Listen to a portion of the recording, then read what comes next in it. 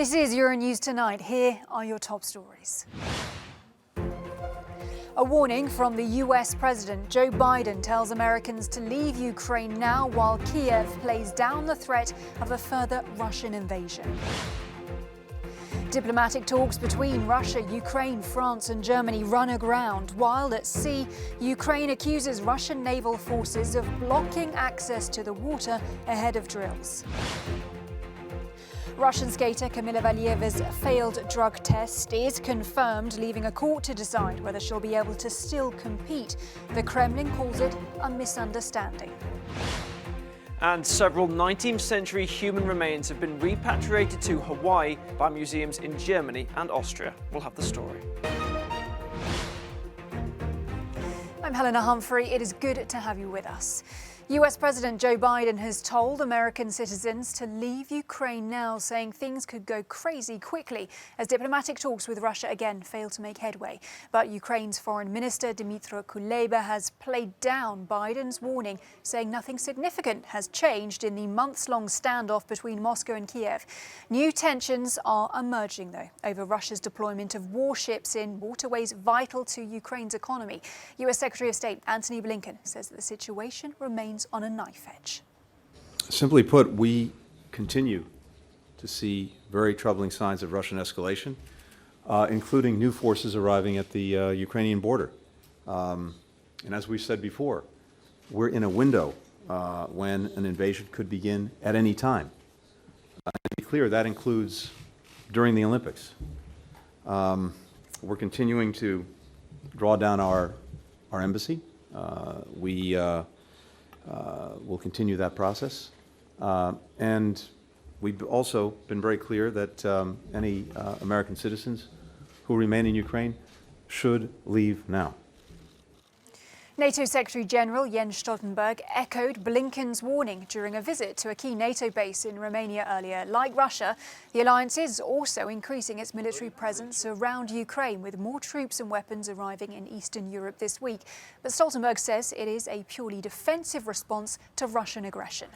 The combination of military build-up, threatening rhetoric, and a track record of using force against neighbors, of course, that's a reason for being seriously concerned and being vigilant and ready also to react if they once again use force against Ukraine. Let's head straight over now to our international correspondent Annalise Borges, who is in southeastern Ukraine, in Mariupol on the Sea of Azov. Good to see you, Annalise. We heard earlier from the Ukrainian Foreign Minister saying Russian naval forces are blocking the Sea of Azov, where you are right now, as well as parts of the Black Sea. So what is the situation right now on the ground? Well, we've received an update. Russia has reportedly backed off from blocking the Azov Sea. They will be blocking parts of the Black Sea as well as the Kerch Strait for naval drills in the coming days. And of course, that is obviously an escalation from the past few days. And we've heard from Dmytro Kuleba saying that Ukraine would be filing a formal request so that Russia explains, provides detailed information with regards to these drills, the drills that are currently taking place on territory surrounding Ukraine as well as in Crimea. They will be using a so-called risk reduction mechanism, a tool that is part of the Vienna document, a series of agreements between European countries. And according to that deal, to that document, Russia will have to provide detailed information on the number and location of troops, as well as dates and equipment used in these drills.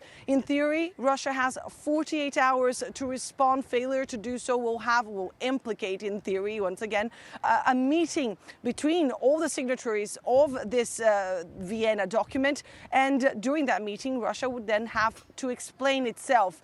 That, of course, as multiple diplomatic attempts seem to yield very little result. According to the Russian negotiator present in Berlin yesterday, those meetings did not go so well. 9 hours of talks resulted in zero progress, according to the Russian negotiator.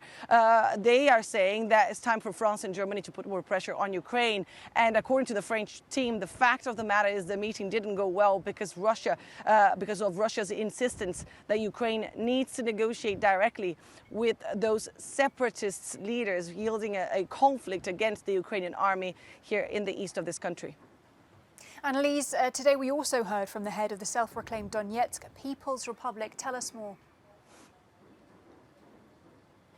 Indeed, Denis Pushilin has been talking about his side of this conflict. We've been talking about the fact that the Ukrainian army has been waging a conflict against these separatists, Russian-backed separatists here in the east for the past 8 years. And they too said that they are preparing for a possible escalation and a possible Ukrainian incursion into their territory. Take a listen. I am not ruling out Ukraine attacking at any moment, that is. Ukraine has everything ready.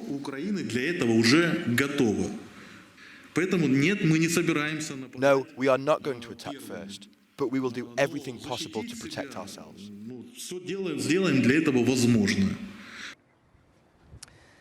That conflict, of course, here in the east of Ukraine has already claimed over 14,000 lives, according to official figures, and has ravaged this part of the country. We've been traveling through the east over the last few days and hearing from people from different walks of lives who have been telling us that they are absolutely exhausted. They can't take this anymore. They all want peace. And what was interesting was every time we asked them about the possibility of another war, a wider conflict, they said they can't even hear about that. They are trying as best they can to continue living.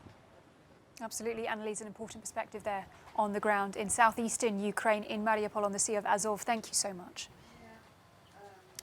Well, Britain's Defence Secretary Ben Wallace is the latest Western official to visit Moscow for talks on de-escalating the conflict. And after a meeting with his Russian counterpart, Sergei Shoigu, Wallace said that a Russian invasion of Ukraine would have tragic consequences and expressed his hope it could be averted. I heard clearly from the Russian government that they had no intention of invading Ukraine, and I also heard some of their concerns. We feel, as NATO's response to the Russian treaty offer in December, that addressing those concerns can be done through a range of measures, including confidence measures, looking at better transparency, inspections, continuation of some of the existing treaties, and also making sure that we are clear about what it is NATO believes. We reaffirm this inherent right of each and every participating state to be free to choose or change its security arrangements, including treaties and alliances. Following her own talks in Moscow on Thursday, the UK Foreign Secretary Liz Truss is back in London for post-Brexit trade discussions with the European Commission's Vice President Maros Sefcovic. Truss says that finding a solution to trade with Northern Ireland, which has the UK's only land border with the European Union, is an absolute priority. However, negotiations on Friday failed to make a breakthrough, and in a joint statement, both parties said they'll continue intensive discussions in the coming days. Our correspondent Shona Murray is in Brussels. Shona, Liz Truss did say that fixing the Northern Ireland Protocol was an absolute priority, but it doesn't seem that much has changed, does it? Well, I don't think there was any expectations that anything was going to change today. The UK has certainly decided to move a little bit away from its so-called command paper, which essentially ripped up the Northern Ireland Protocol, and tried to meet the EU some of the way in relation to some of the complications around customs declarations and some of the other issues that are outstanding.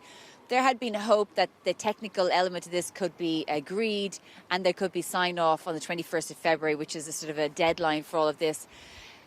What I've heard today is, the talks went ahead. They both sides agreed that the technical discussions should continue to take place. But certainly there was no major breakthrough. But again, that wasn't really to be expected.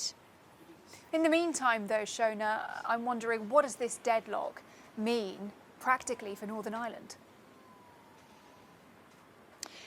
Well, at the moment, we have the extension of the grace periods on certain goods already in place, unilaterally done so by the UK. We know that on the medicines issue, where there was issues about getting medicines to Northern Ireland because Northern Ireland was no longer in the UK, or no longer in the UK, and was supposed to move into the EU's orbit for the single market for medicines. That was resolved before Christmas. There's certainly a political tension around this, and that's some of the main issues. We've got one party in Northern Ireland, the DUP, calling for the end of the protocol and influencing perhaps Boris Johnson and so on. So it essentially just creates political instability and economic uncertainty when Northern Ireland, if this was all sorted out, could actually be a place of huge investment, given that it's likely to have access to the EU single market and the UK's internal market. So there's definitely a push to get it all resolved, but we've been here so many times before. Yes, indeed. Shona Murray, as ever, good to talk to you. Thank you, Shona. Anti-doping authorities have confirmed that 15-year-old Russian athlete Kamila Valieva has tested positive for a banned substance in what Moscow insists is a misunderstanding. Now, the International Testing Agency announced that the heart drug used to treat angina was detected in a test carried out in December. It has now emerged that the Russian anti-doping agency overturned the athlete's provisional suspension, allowing her to compete and win in Tuesday's team skating event. The Kremlin says it is fully behind Valieva, but her future remains uncertain as her case is set to go before the Court of Arbitration for Sport. Now, keeping us right up to date with all things Winter Olympics, we're joined by sports reporter Michael Kern. Good to see you, Michael. The IOC saying that it will appeal against the Russian anti-doping authorities' decision to lift Valieva's suspension. But do we know any more about, how she was allowed to compete in Beijing in the first place? No, for sure. So the timeline on this is a little bit complicated. So I'm going to abbreviate this as quickly and as concise as I can. So 25th of December is when she was tested at the Russian National Figure Skating Championships in St. Petersburg. The very next day, she won the singles title, qualified for the Olympic Games. Start of the week, of course, 6th and 7th, she makes the debut, helps them win the gold medal. Now, it's then on Tuesday that a WADA accredited laboratory in Stockholm returns the positive result for TMZ. So there's a big question on why it's taken so long.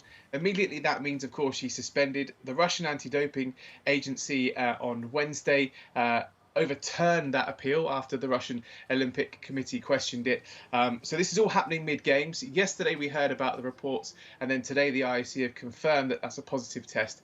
They're going to appeal against it, and of course, if they do appeal and win, the Russian Olympic Committee can also appeal again. So I think this is going to go on for a few more days to come just yet. Of course, the Court of Arbitration for Sport does have a panel at the Games to deal with things like this quickly. But of course, there's a lot to be resolved, especially if they wanted to compete on the 15th of February. But yeah, she took the test on the 25th of December. So have that result on the 8th. There's going to be a lot of questions around that. Absolutely. A complicated timeline, a lot of questions. And then one thing that I find myself thinking about in the midst of all this controversy is we're talking about a 15-year-old athlete at the end of the day and her future hanging in the balance there. Ultimately, where does the responsibility lie in this case? So I think regarding to the case, it's very difficult to say at this stage, but obviously a focus has to be on that athlete's welfare. As you said, a 15-year-old. I'd be very surprised if there wasn't welfare officers in place within the IOC at the Games. Of course, you would presume we'll be giving her some support with this one. Regarding the case and the gold medals, the IOC and the ITA are now appealing that decision, of course. Now, if they're successful, that means Russia would be stripped of a gold and Valieva would be banned from competing in that singles event. But of course, we're going to have to see how this plans out. But as you quite rightly point out, there's a 15-year-old involved in this, and their welfare is just as important in this whole scenario as well. Absolutely. Let's talk about the sport, though, more of the sport, because there's plenty exciting sport going on. What have your highlights been on day 7? Well, there's been some great ones so far. Of course, before the break, you alluded to Niels van der Poel, of course, smashing his record to get the gold medal for Sweden in speed skating. So a great performance by him. Team USA star Shaun White, he's the godfather of snowboarding. He said goodbye to the Olympic stage today, his final event. Unfortunately, he didn't finish in a medal position. He finished in 4th, but again, an amazing competitor over the years. He's won 3 gold medals at an Olympic Games, so an incredible athlete. And finally, Germany, they've long been considered considered the powerhouse when it comes to the luge. So effectively, if you're not too aware of the luge, it's when you sit on a tin tray basically and go feet first down an ice slope. They're now good at doing it head first because they've got gold and silver in the men's discipline on that. Christopher Grother won gold and edging out his countryman Axel Junk by 0.66 seconds over the 4 runs. A sport definitely I won't be trying anytime soon, but again, more amazing stories from the games. Absolutely, I'm certainly not brave enough either. Michael Kern, thank you so much. Enjoy all the sporting action over the weekend. Now, Italy is rolling back its COVID restrictions after an increase in vaccinations and a drop in cases. Italians are no longer required to wear face masks outdoors where social distancing is possible. However, the mandate still applies to indoor spaces and public transport. Approximately 77% of the population received at least 2 jabs against the virus. Well, in France, face masks will no longer be mandatory in many public places from the end of the month. As of the 28th of February, citizens will no longer be obliged to wear face coverings in restaurants, bars and cinemas, all venues where the vaccine pass is required. Health authorities have stressed that masks must still be worn on public transport or in closed places where proof of vaccination is not enforced. Children above the age of 12 from outside of the European Union will soon be able to travel to Spain regardless of their vaccination status. The relaxed rule will come into effect on Monday. Unvaccinated youngsters will need to show proof of a negative COVID test, and any travellers over the age of 18 must have a vaccination certificate. The German Chancellor Olaf Scholz has told the country's parliament that the peak of the pandemic in Germany is in sight. Earlier this week, the government says it is considering relaxing COVID restrictions. The change in the rules is set to be discussed on the 16th of February. Now, museums in Germany and Austria have held ceremonies to formally repatriate ancient human remains that originated in Hawaii. Let's find out with more with Matthew in the Cube. Well, this all concerns human remains, bones, skeletons and other archaeological objects that have been part of European collections for a number of years. But in Germany and Austria, it has since emerged that around 40% of these actually originated from former colonies and overseas territories. The German government has taken a very firm stance on this. The Culture Minister, Claudia Roth, releasing a statement saying that human remains from colonial context have no place in our museums or our universities. Their return must be a priority. And since around 2017, research and negotiations have been underway to repatriate these bones. Well, this week, the human remains of 58 people, known as iwi kupuna, have now been repatriated to representatives from the Ministry of Hawaiian Affairs. These are bones that were originally collected by a 19th century German naturalist during his voyage to the Pacific Ocean. But as you can see from these ceremonies here, they have now been formally signed over to Hawaii, where they will now be transferred and reburied. This whole process was organised by the Prussian Cultural Heritage Organisation, a group which organises and oversees Berlin museums. Earlier I spoke to their president, Hermann Parsinger, and he told me why the return of these remains in particular was so important. These are not human remains from thousands of years ago. They have a genealogical and a direct relation to these communities. And even in Europe, even in Germany, in 18th century cemeteries, you cannot just open the graves and take out the skulls for anthropological research. So I'm happy that we can do this repatriation. And Helena, this process is certainly not over. Hermann Parsinger also told me that Germany and indeed Europe as a whole still has a lot more work to do to repatriate thousands of human remains and other archaeological artefacts that have originated in former colonies. Absolutely, Matthew, but good to see some kind of progress on these kind of issues as well. What does it mean to be a woman today? What a question. But that is the question that Denmark's Aachen Museum of Modern Art is putting to art lovers in a new exhibition aiming to boost awareness of female creativity. Heather Donald has the story now. Do women have to be naked to get into a museum? This display at the Aachen Museum of Modern Art in Denmark really sets the tone for its latest exhibition. Women in Change explores what it means to be a woman today, with examples of art from the past 150 years. And it was opened by one of Denmark's most important female figures, Queen Margrethe II. In recent years, so many women artists are being sort of rediscovered, pulled back into the spotlight, thankfully, and exhibited all over the world. And it's only the beginning, I think. Some of these rediscoveries are surprising, like this royal portrait from the beginning of the 20th century. But there are also many contemporary pieces. In total, the exhibition includes almost 120 works by Danish and international artists. However, if you pop into the museum bookshop, you might notice a near total absence of women in art editions. We just took a book out and we started counting. And then we realized that out of 100 books, and they're all monographs, so every book is of one artist, there were only 5 women. Only books of five women out of 100. It's difficult for people to just mention 10 women artists. And why are there not household names like Picasso or, and Andy Warhol and all of these? And it's simply because when these canons are made, then they are left out. Women and Change is a unique opportunity to see a wide range of female creativity, which goes way beyond gender and convention. The exhibition runs until August 14. Heather Donald, Euronews. And it looks like a great exhibition. Well, we leave you now with a no comment from Paris, where a Spanish choreographer is reworking the Russian ballet classic The Nutcracker with a hip-hop twist. Thanks for watching Euronews Tonight.